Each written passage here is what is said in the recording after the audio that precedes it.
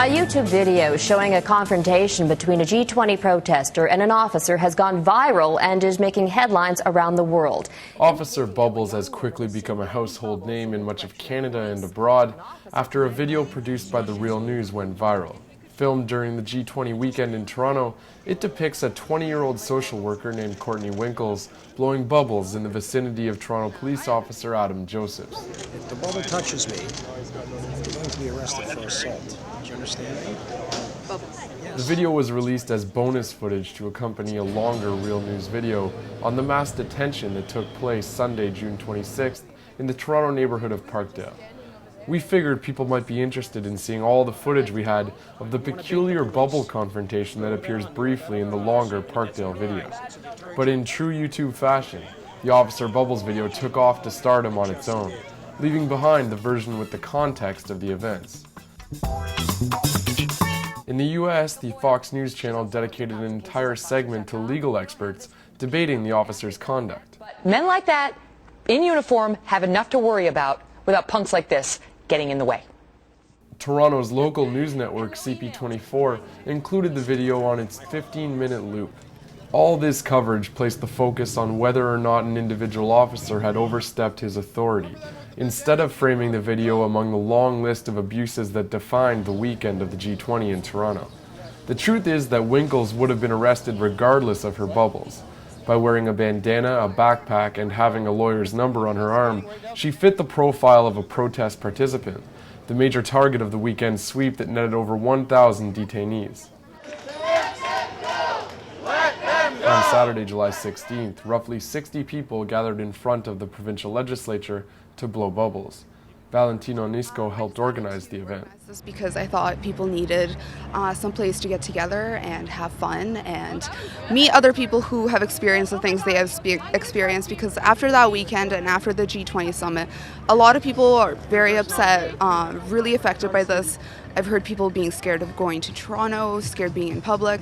We wanted a healing space. We wanted to use this as an opportunity to bring attention to the greater issue of the need of a public inquiry because of everything. While it is clear that some unprecedented abuses took place during the G20, some who gathered on Saturday said that the events fit into a longer history of Toronto police abuses in poor neighborhoods.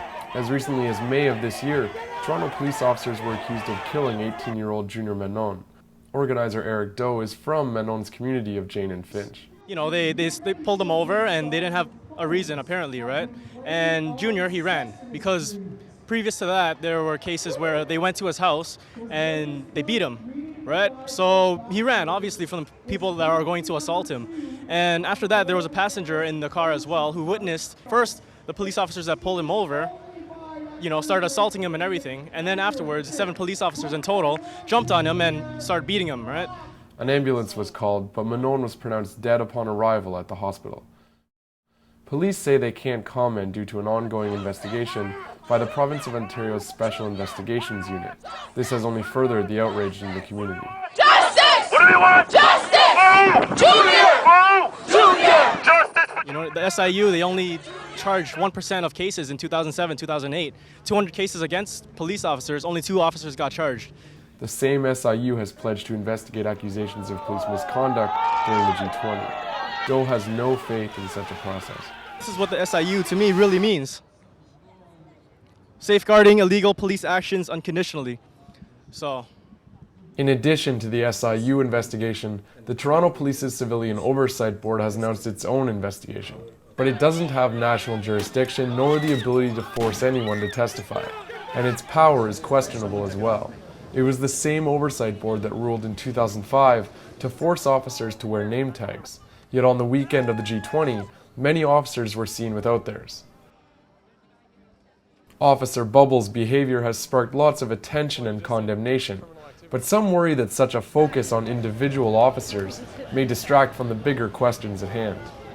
everyone here wants a public inquiry into the police actions, who gave them the powers to arrest peaceful protesters, to trample on protesters, to beat protesters, take away their rights and civil liberties.